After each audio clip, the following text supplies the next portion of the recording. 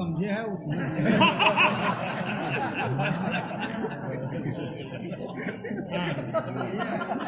स्कंद पुराण रेवाखंड में सत्यनारायण व्रत लीलावती कहती है कि हमको पुत्र नहीं चाहिए। ऐसी क्या बात है कि पुत्र नहीं चाहिए? पंडित जी सुनाते हैं कथा, इसलिए वो कह रही है कि जनक जी कहते हैं सीता के लिए कि पुत्री पवित्र किए कुल गौ। क्या बात।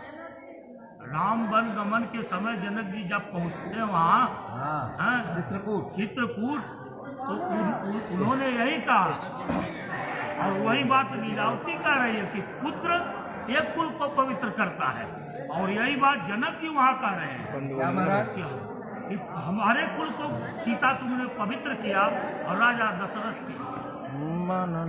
जनक सुकृति मूर्ति वैदेही और दशरथ सुकृति राम घर गई। बहुत सुंदर बात। सकल वस्तु सब साज समाजू सम समझी ये कलह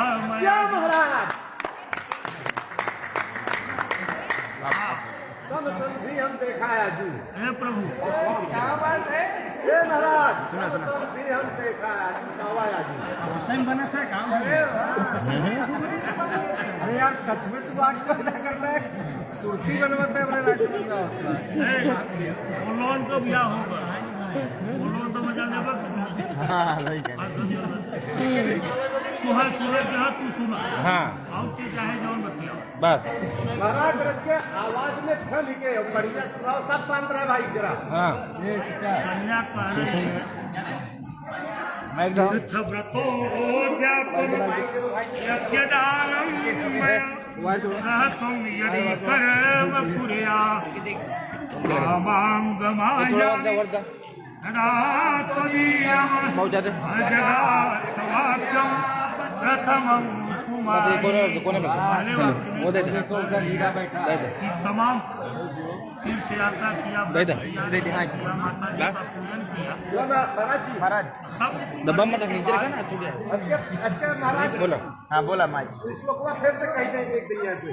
तीर्थ व्रतो व्यापन यज्ञदानो मया सहतम यदि कर्म कुर्या कामांगमायामि बोलोगे तदा त्वदीयं अजगात्वचनं प्रथमं कुमारी।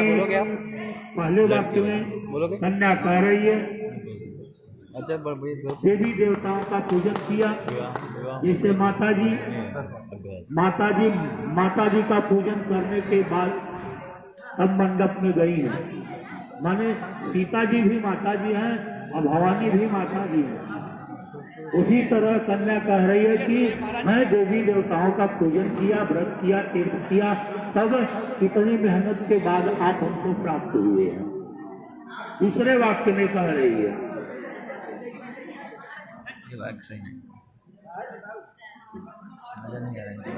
आज तक मैंने अकेले सब किया, लेकिन अब से यज्ञ हो, दान हो, तीर्थ हो, व्रत हो, ये सब हमारे साथ आपको करना होगा।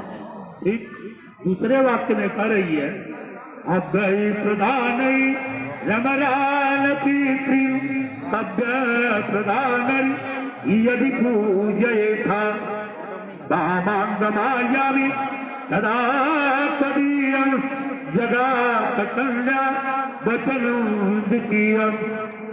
दूसरे वाक्य में कन्या कह रही है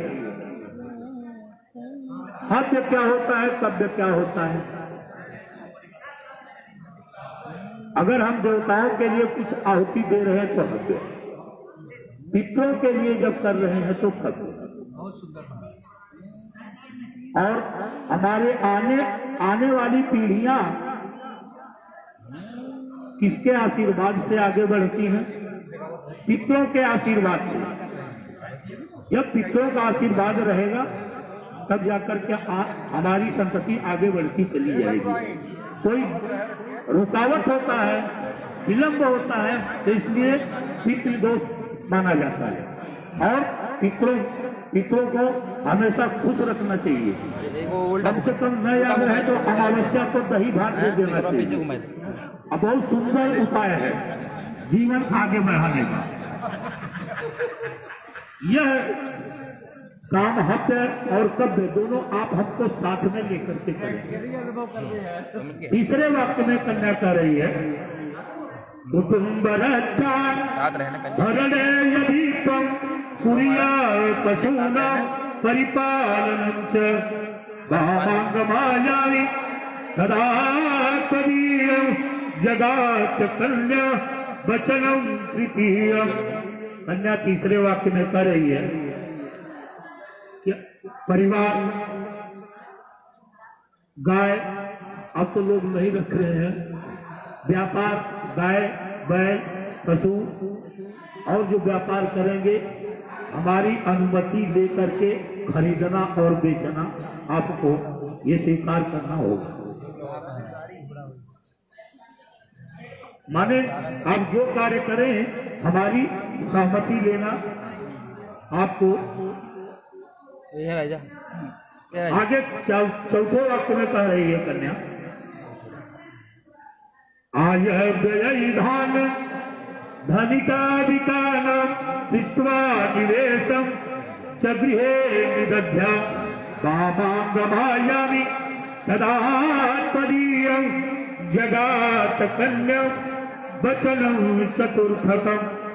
चतुर्थ वचन चौथे वचन में कन्या कह रही है आय व्यय आप जो कुछ भी करें धन कमावे उस सब को लक्ष्मी का काम माने हमारा काम है। आय व्यय व्यापार जो कुछ आप धन अर्जित करें वो ला करके आप हमारे हाथ पर रखेंगे, हम उसको सजो कर रखेंगे। जहाँ उचित होगा वहाँ पर खर्च करेगी, जहाँ उचित नहीं होगा वहाँ नहीं खर्च करेगी। पांचवें वाक्य में बरकरार कन्या कह रही है वर्षे देवालयानामटरादकूप बाती विदध्या यदि पूजयेथा वामाङ्गमायामि तदा त्वदीयं कन्या वचनं च पंचमम्। कन्या का पांचवा वाक्य है वर के लिए कि मंदिर बाग तालाब कुआं जो कुछ भी आप निर्माण कराएंगे अकेले नहीं करेंगे, एक फरसा रोक दे देवे साथ में हमारी सहमत की फरसा नहीं सहमत सहमति से कई फरसा रोक देवे अकेले कोई कार्य नहीं। जो कुछ भी आप करेंगे हमको साथ में रखिएगा। सारा पूजा वो करेंगे, अभी तक सिंदूर नहीं पड़ा है ना, इसलिए दोनों को पूजन करना पड़ा। सिंदूर पड़ जाएगा तब कि खाली एक से करेंगे। हाँ बस काम क्या करी आज हथौड़ा चलावे तो हमको साथ रखना। भर कन्या कह रही है कि आप हमें हमेशा साथ में रखेंगे, आप स्वीकार करिए कोई भी प्रतिष्ठा करेंगे। और छठे वाक्य में कन्या कह रही है देशांतरे वा सपुरांतरे वा यदा विदध्या क्रय विक्रयेतुं वामाङ्गमायामि तदा त्वदीयं जगात् कन्या वचनं च षष्ठम्। आप देश में रहे या विदेश में कोई भी व्यापारिक वस्तुओं को खरीदना और बेचना हमारी अनुमति के आपको करना पड़ेगा। आप हमारी सलाह लेकर के ही कोई कार्य करेंगे। अंतिम वाक्य में कन्या कर रही है न सेवनीया यदि पार किया त्वया कामनीति वामाङ्गमायामि तदा त्वदीयं जगात् कन्या वचनं च सत्यम्। 7वें वाक्य में और अंतिम वाक्य में कह रहे ये कन्या, ध्यान दीजिए प्रभु, चाहे कितनी सुंदर स्त्री हो, आप उसको उम्र के अनुसार कन्या, माँ, ये बहन, ये सब इसी दृष्टि को अपने अंदर बैठा करके आप देखेंगे, चाहे कितनी सुंदर स्त्री हो, आप उसका सेवन नहीं करेंगे, विचार अपने भी नहीं रखेंगे। यदि आप ये 7वें वाक्य आप प्रतिज्ञा करें तो मैं आपके बाएं भाग में आने के लिए करता हूं। 7 वाक्य कन्या है संकल्प, और तमाम किताबों में तमाम महाराज मैकिया मैकिया हाँ हम बिना मैकिया महाराज उसे मीठा घी वो बताएंगे ना, वो जी सवाल। लेकिन महाराज एक प्रश्न आप पूछ ले तब पंडित जी शुरू कर रहे हैं।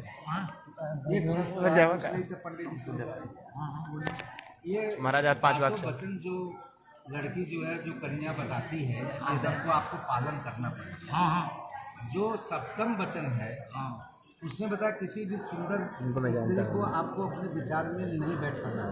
हम क्या बताएं, उम्र के अनुसार, उम्र के अनुसार। बहन हाँ बताए ना, बहन हो, पुत्री हो, माँ हो, ऐसा सब इसमें नहीं लिखा है महाराज। सुंदरता आकर्षण का प्रतीक है। हाँ कोई इंसान जो धरती पर जन्म लिया है, कोई भी इंसान, चाहे वो साधु हो, संत हो, कोई भी हो, सुंदरता के प्रति जो आकर्षण है उसका स्वाभाविक स्वभाव है महाराज। हाँ, आप नेचर के बारे में कह रहे हैं ना। हाँ गोसाई जी बहुत अच्छी चीज लिखे हैं, भवानी जी से भोलेनाथ बताए हैं, वही बता दीजिए। बता रहे हैं जितने लोग हैं चराचर में, गो गोचर जह लगमन जाई, लगमन जाई, सो सब माया जानहु भाई। कोई हो, ऋषि हो, जंगल में हो, पर्वत में, गुफा में हो, ऐसा कोई जगह नहीं जहाँ माया न हो। तब महाराज एक बात बताइए। तब महाराज नहीं, तब भवानी पूछी। महाराज नहीं पूछे, भवानी पूछी महाराज कि तब बताइए कहाँ माया नहीं रहती है। जब कहीं बचे नहीं है, कहाँ एक जगह है, क्या है? गोसाई जी फिर लिखे, भवानी से बताए भोलेनाथ, भक्ति ही सानु कूल रघुराया, भक्ति ही सानु कूल रघुराया, ताते तेहि डरपत है अति माया। बाग में काहे मोहित हुई रहे? सिंदूर दान तो भंग आएगा। सीता का सिंदूर दान तो हुआ नहीं। अरे प्रीति पुरातन लखई न कोई। वाह, आप उनके बारे में ऐसी बात, उसके बारे में कह रहे हैं। लखई न कोई। आपने प्रश्न किया, हम उत्तर दे दिया।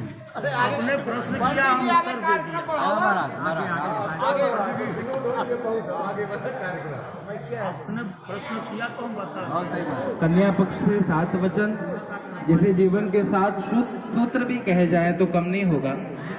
और ये सूत्र इसलिए हैं कि हम जीवन को सुचारू रूप से जी सके, इसके द्वारा हमारा जीवन सरल बने, सुगम बने और जीवन में आनंद की वृद्धि हो, प्रेम की वृद्धि हो। तो इसलिए वर भी कुछ शर्तें या कुछ बातें कहता है, कुछ वचन कहता है कि हे देवी, यदि आप इन वचन को स्वीकार करोगी तो मैं आपको पत्नी रूप में स्वीकार करूंगा। और कहा गया ये जो दाम्पत्य जीवन है, जब हम ब्रह्मचर्य आश्रम को छोड़ करके गृहस्थ में प्रवेश करते हैं तो कहा गया है ये गृहस्थ में प्रवेश करने के बाद भी आत्मा 2 नहीं होती। वो कहा गया a single soul in different body, एक आत्मा 2 भिन्न शरीरों में है, एक ही आत्मा है जो अलग अलग शरीर धारण करे, इसे दाम्पत्य कहा जाता है।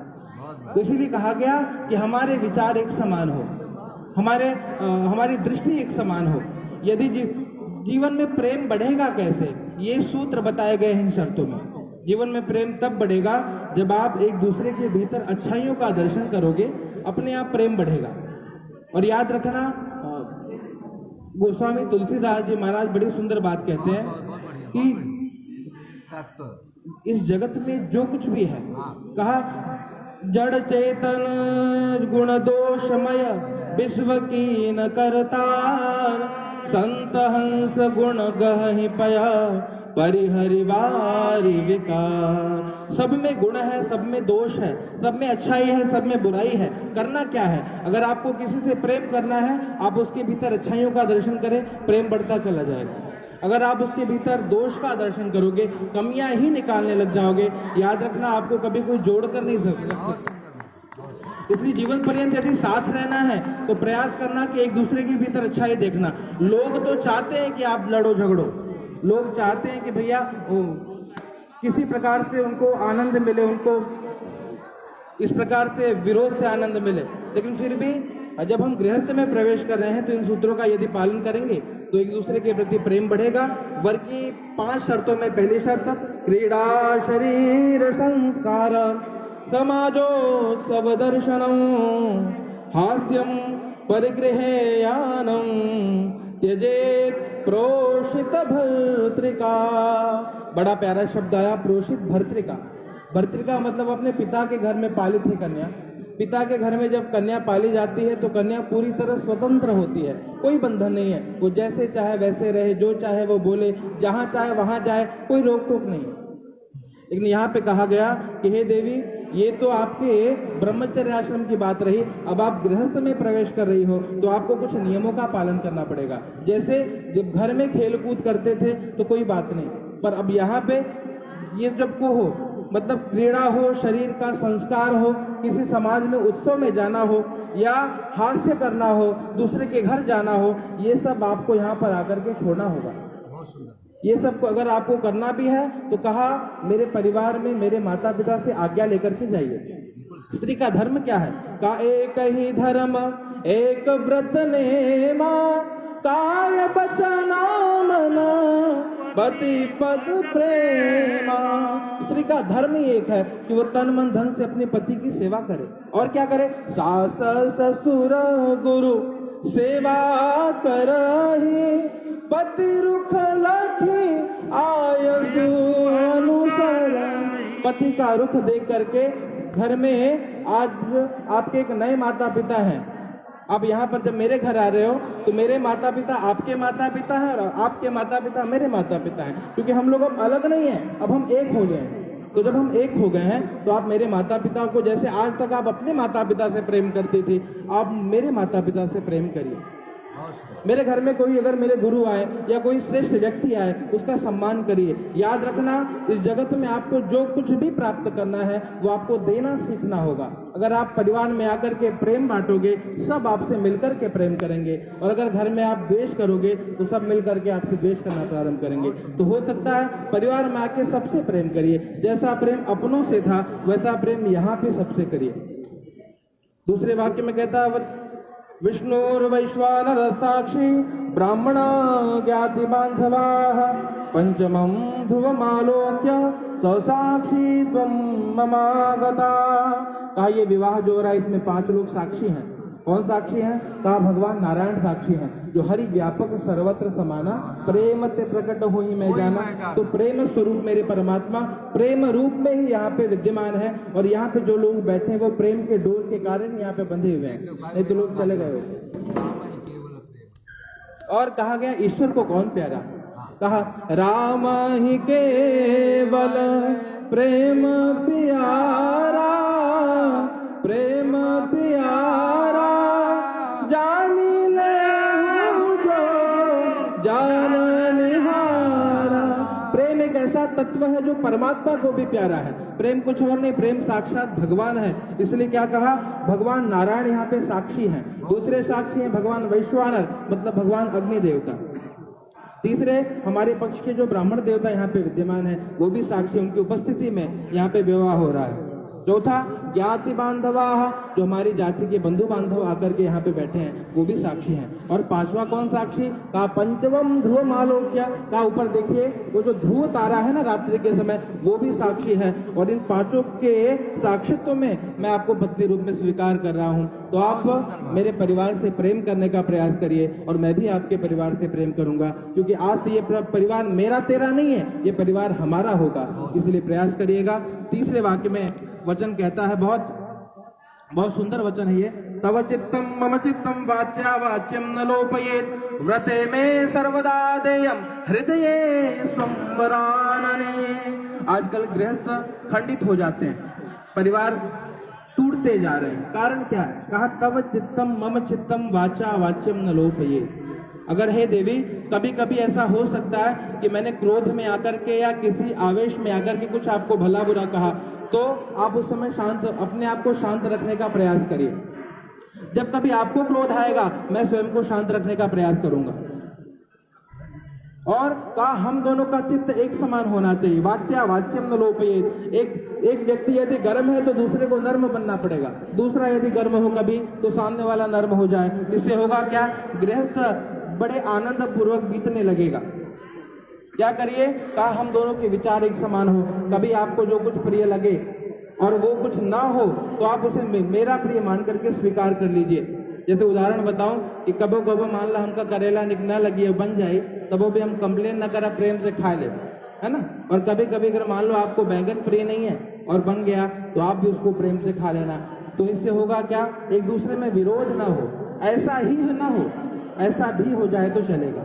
ये गृहस्थ का बड़ा सूत्र है। ऐसा तो किसी बात का जिद ना करिए, जो कुछ हो जाए वो बड़ी बात है। तो इसलिए क्या करना? कहा हम दोनों का विचार एक समान होना चाहिए। यदि हम एक दिशा में चलेंगे तो जीवन आनंद से बीतता चला जाएगा।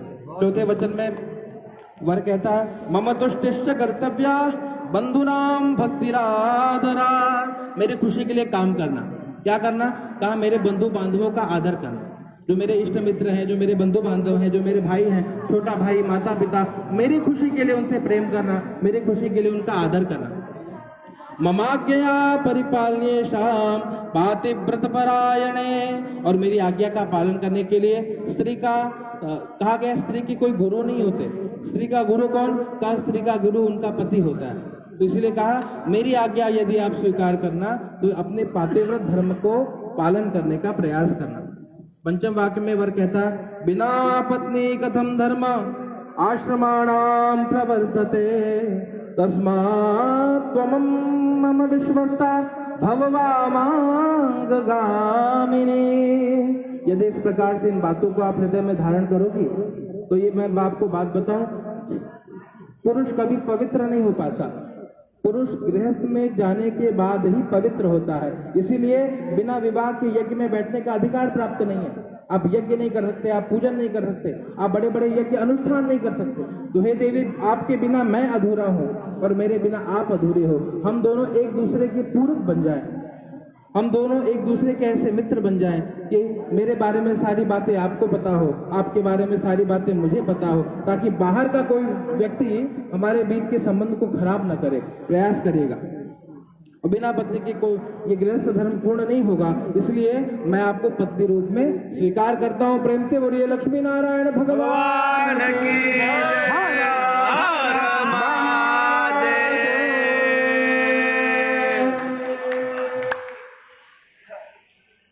अभिषेक बहुत अच्छी लगी मुझे।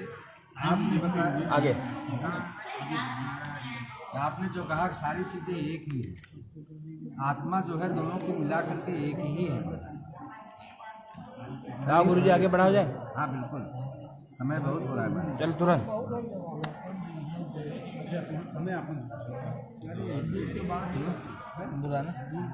निकल, हाँ कहाँ है? किसकी तरफ आएगा? गुरु जी सिंदूर निकालो, मंगवा लो। थोड़ा जल छिड़क दे बेटवा, गुरु जी थोड़ा जल छिड़क दो।